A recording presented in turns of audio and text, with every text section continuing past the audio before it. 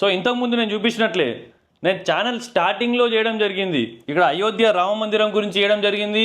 So కొన్ని పాడ్కాస్ట్లు చేయడం జరిగింది. దాంతోపాటు కొన్ని సోషల్ యాక్టివిటీస్ కూడా చేయడం జరిగింది.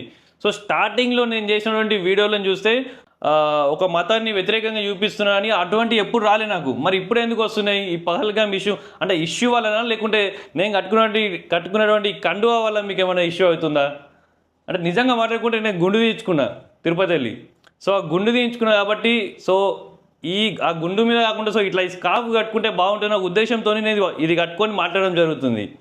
అండ్ నిజంగా మీకు దీంతోనే ప్రాబ్లం అవుతుందంటే అది అంటే మీకు డైజెస్ట్ అవుతలేదు అది. సో ఈవెన్ నేను గుండు తీయించుకోకపోయినా నిజంగా నేను ఒక హెయిర్ ఉండి కూడా నేను కట్టుకుంటా. What's wrong in it? తప్పేముంది? ఇది ఒక దేవునికి సంబంధించినటువంటి కండువా ఇది. సో ఇది కప్పుకొని మాత్రం నా ధర్మాన్ని నేను పాటిస్తున్నట్లు.